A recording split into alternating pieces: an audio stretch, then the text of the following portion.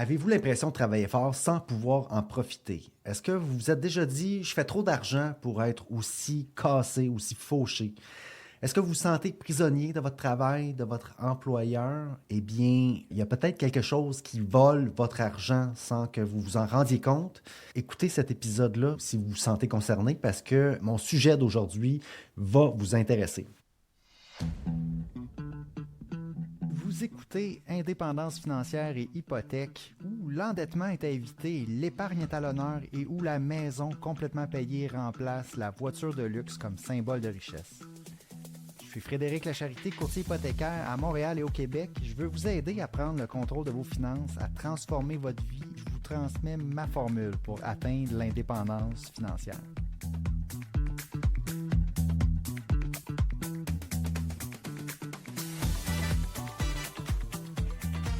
Alors oui, aujourd'hui, on va parler de dette. On va parler de dette qui vole ta liberté, qui vole ton revenu, ton avenir, la chose qui vole votre argent, l'endettement. OK? On va faire le résumé du chapitre 13, se libérer d'être fauché. Le titre du chapitre, c'est Debt is a thief. Donc, la dette est un voleur, l'endettement est un voleur. C'est la dette qui vole ta liberté, ton revenu et ton avenir. Je vous rappelle, le livre Se libérer d'être fauché, de quoi on parle, c'est un livre dont j'ai fait chapitre par chapitre un épisode de podcast. On a parlé des dangers de l'endettement, on a parlé de la carte de crédit, on a parlé du prêt étudiant, du prêt voiture, on a parlé aussi de l'hypothèque, on a parlé de la société de consommation. Là, ce qu'on va dire, là, rendu au chapitre 13, c'est qu'on revient avec l'idée que la dette, elle n'est jamais bonne, OK? Contrairement à ce qu'on pourrait penser. On pourrait se dire, ah, enfin, j'ai accès à l'endettement, donc je dois l'utiliser. Hein. Certaines personnes, peut-être avec des faibles revenus, n'ont pas accès à l'endettement. Donc, moi, je fais un bon revenu, j'y ai accès, donc je devrais absolument l'utiliser. Mais en réalité, c'est un piège. C'est que les voleurs regardent que vous avez un revenu stable, vous avez des revenus stables dans le temps et on se dit, ah, moi, je vais aller voler ce revenu-là que vous faites et on va vous offrir des trucs à crédit. C'est ça en réalité. La dette rend riche le prêteur et il va rendre pauvre l'emprunteur. Okay? Aussi simple que ça, c'est ce qu'on dit, le message est clair. Ensuite, dans le chapitre 13, on va dire que la normalité financière, c'est d'être fauché. Okay? Ici, Georges Kamel, illustre l'ampleur du problème avec des chiffres frappants. Okay? La dette des ménages américains atteint des sommets historiques. Plus de la moitié des gens se sentent coincés financièrement. Son constat, c'est que être normal, c'est être endetté, stressé et sans marge de manœuvre. Okay? Donc, c'est quoi la solution à ça? C'est qu'on va vous inviter à rejeter la normalité. On va vous inviter à viser une vie financièrement anormale. On va vous inviter à être bizarre, à être anormal, à ne pas faire comme tout le monde, c'est-à-dire à vivre sans dette. Ensuite, on va expliquer dans le chapitre 13 que la dette, c'est un problème de comportement et non pas juste un problème mathématique. Même si certaines stratégies semblent mathématiquement optimales, on va dire que la dette, en réalité, c'est 80% un problème comportemental et 20% un problème technique. Okay? Les gens ne sortent pas de la dette avec des calculs. Okay? C'est pas en ayant des approches mathématiques qu'on se sort de l'endettement, mais c'est avec la motivation, avec des petites victoires rapides et avec l'espoir d'un futur meilleur. Okay? C'est vraiment la solution est dans notre comportement, elle n'est pas dans les mathématiques. Okay? C'est pour ça qu'on va parler de la méthode pour se sortir de la dette, la méthode boule de neige. Okay? De debt snowball en anglais, méthode boule de neige. Je vous rappelle ce que c'est.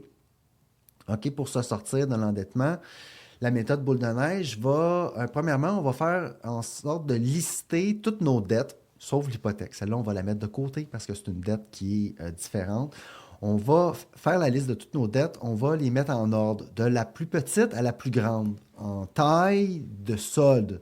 Donc, exemple, 1 000 sur des cartes de crédit, je dois 20 000 sur ma voiture, je dois 40 000 pour un prêt rénovation. Bien, de la plus petite à la plus grande, on va commencer par la dette de 1 000 sur la carte de crédit. OK? Et puis là, une fois qu'on a fait la liste de toutes nos dettes, on va faire le paiement minimum sur chacune des dettes. On ne veut pas arrêter de les payer parce que ça va faire en sorte qu'on va avoir des problèmes. Les créanciers vont venir cogner à la porte. On va faire le paiement minimum sur toutes les dettes. Et puis là, la stratégie, ça va être qu'on va attaquer la plus petite. On va tout mettre ce qu'on peut sur la plus petite pour l'éliminer le plus rapidement possible. Et une fois que la dette est éliminée, la plus petite, on passe à la prochaine. On va répéter jusqu'à l'élimination complète de chacune de nos dettes. Pourquoi que cette méthode-là fonctionne? C'est que ce sont des petites victoires rapides qui va nous donner un air d'aller, qui va créer un momentum, qui va nous encourager. OK? Ça va nous donner un élan et créer une discipline qui mène vers la liberté. Okay? Des études confirment que cette approche est plus efficace que la méthode mathématique dite la méthode de l'avalanche. La méthode de l'avalanche, c'est quoi? C'est de prioriser la dette avec le plus haut taux d'intérêt en premier. OK? Oui, mathématiquement, sur papier, ça peut faire du sens d'aller vers la dette qui a le plus haut taux d'intérêt. Par contre, comme on a dit, la dette, sortir de l'endettement, c'est un problème de comportement et non pas un problème mathématique. Donc, les conditions pour démarrer de se sortir de l'endettement, on va, avant de commencer, avoir un fonds d'urgence de départ. On va se faire, avant même là, de commencer à rembourser la plus petite dette, on va se faire un fonds d'urgence initial de 1 000 $. Ça, c'est pour nous aider à cesser complètement d'aller emprunter. Okay? Parce que si on commence à rembourser comme ça la plus petite dette et qu'il arrive un imprévu, ça nous prend quand même quelque chose de côté. Donc, c'est pour ça que la stratégie ici, la méthode boule de neige, puis Dave Ramsey ici appelle ça le baby step numéro 1. On va se faire un mini fonds d'urgence de 1 000 $ avant même là, de commencer à clairer notre première dette. On fait le minimum, évidemment. On va rembourser le minimum sur chacun de nos dettes, mais on va en premier se faire un fonds d'urgence de départ de 1 000 $. Okay? Puis après ça, on est prêt à cesser complètement d'emprunter. Parce que là, s'il arrive un imprévu, au lieu d'aller directement sur la carte de crédit, sur la marge de crédit, on va aller puiser dans notre fonds d'urgence.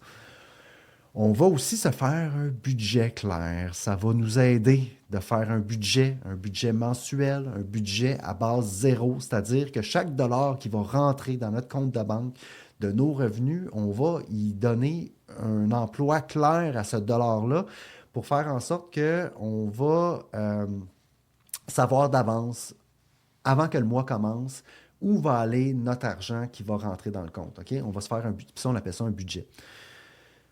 Ensuite, certaines situations justifient une pause temporaire. Okay? Peut-être que notre méthode boule de neige, on va faire pause, mais vraiment en cas vraiment critique, là, des situations spéciales comme une perte d'emploi, une maladie, une naissance, un divorce. OK, oui, peut-être que là, à ce moment-là, ça va justifier de mettre en pause notre méthode boule de neige, mais on va attendre que la tempête passe, puis on va revenir à notre cible principale qui est de rembourser toutes nos dettes, se libérer de l'endettement et puis avancer vraiment dans une vie sans dette. OK?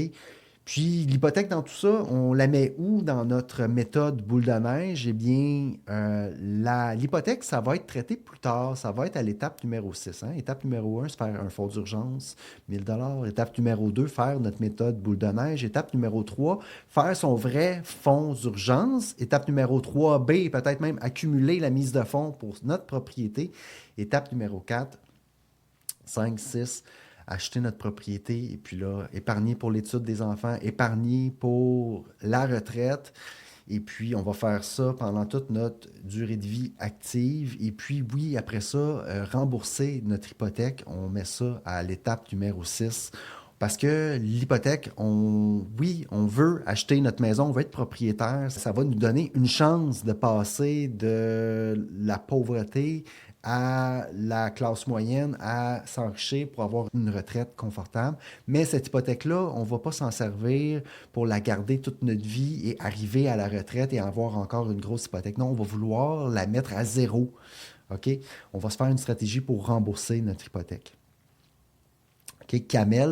Georges Kamel, l'auteur du livre, nous montre qu'un remboursement anticipé peut sauver des dizaines de milliers de dollars en intérêts. On ne va pas étaler ça sur 25, sur 30 ans.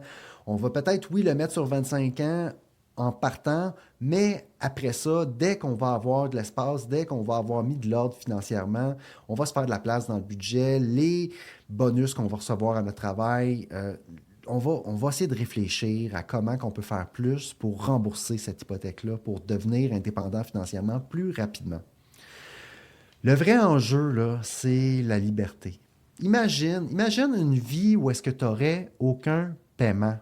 C'est ce qui t'attend si tu prends conscience des dangers de l'endettement, si tu vois l'endettement comme un voleur au lieu de voir ça comme un privilège que les banques te font de pouvoir emprunter, au lieu de voir ça comme la normalité de ce que tu fais, simplement aller me chercher un paiement de voiture, une location de voiture, au lieu de voir ça comme la normalité, voir ça comme un piège, voir ça comme un voleur.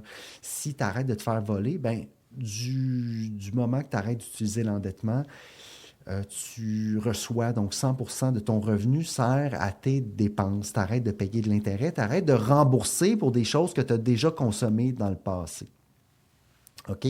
La dette, ça te vole, ça empêche ta générosité, ça l'empêche la paix financière, ça l'empêche la flexibilité. Le chemin sans dette est difficile, oui, mais les deux chemins sont difficiles parce que même si tu utilises la dette, tu vas avoir d'autres sortes de difficultés, peut-être des difficultés avec ton couple, des difficultés de métro, boulot, dodo. C'est difficile de trouver un sens à sa vie. Peut-être qu'on a une crise de la quarantaine qui s'en vient éventuellement. On se sent pris au piège. Donc, la différence, une vie sans dette, c'est que l'un mène à la liberté, l'autre à un stress permanent. OK? On préfère la liberté plutôt que le stress permanent, évidemment. Donc, le message du chapitre 13, OK, c'est que la dette est l'obstacle principal entre toi et ta liberté financière. Tu as le vote décisif sur ton avenir. Tu es le héros de ton histoire. C'est à toi de prendre la décision que dans le futur, tu ne vas pas utiliser l'endettement pour ta consommation. Tu vas plutôt décider d'avoir une vie sans dette. Alors voilà, c'était ça, le chapitre 13 de se libérer d'être fauché. En résumé, arrêtez le voleur, arrêtez le vol à l'étalage de votre revenu. Cessez d'utiliser l'endettement. Payez tout comptant, même les gros achats, les voitures, les rénovations. On met l'argent de côté et on l'achète. Ça, c'est la meilleure façon de consommer, d'augmenter son style de vie, de le faire avec notre propre argent. Faites-vous un plan pour rembourser votre hypothèque. Ensuite, je vous dirais, si vous connaissez quelqu'un dans votre entourage qui est normal, qui utilise l'endettement, partagez l'épisode que vous venez d'entendre avec cette personne-là, ça va l'aider. Si vous vous êtes déjà libéré de l'endettement, puis vous trouvez que ça fait beaucoup de sens, tout ce que je dis, et que peut-être dans le passé, vous vous êtes libéré de l'endettement et vous aimeriez partager votre histoire avec moi, allez sur frédériclacharité.com/message-vocal, puis racontez-moi comment vous êtes sorti de l'endettement et comment cela a transformé votre vie. Ça m'intéresse beaucoup de le savoir. Enregistrez votre message vocal et je vais le faire jouer après ça sur l'émission pour encourager d'autres personnes comme vous qui peut-être ne voyaient pas le problème dans l'endettement, utilisaient ça parce que tout le monde le fait et qu'un jour, on s'est rendu compte que non, ce n'est pas normal. En fait, on veut être anormal et on veut avoir une vie qui sort de l'ordinaire. Donc, on va se libérer de l'endettement. Racontez-moi comment vous vous êtes sorti de l'endettement sur frédériclacharité.com/message-vocal. Et puis, si vous détestez déjà l'endettement pour votre consommation, et que vous êtes déjà sans dette, mais que vous avez votre hypothèque et que vous voulez aller un petit peu plus vite et que vous êtes ouvert à des stratégies fiscales, peut-être que vous êtes le bon candidat pour aller faire la manœuvre Smith. Je vous invite à aller voir mon mini-cours en 7 modules sur la manœuvre Smith. Allez sur frédériclacharité.com/manœuvre-smith. Sur ce, je vous souhaite un excellent début d'année 2026 et je vous souhaite un bon cheminement vers l'indépendance financière. Merci. Si vous avez apprécié l'émission, je vous invite à me laisser des étoiles, un rating ou un commentaire dans Spotify ou Apple Podcast. Pour plus de contenu, allez suivre ma page Facebook Indépendance financière et hypothèque. Et Si vous voulez en savoir plus sur mes services ou voulez prendre rendez-vous avec moi pour me parler, allez simplement sur mon site web frédériclacharité.com. À bientôt!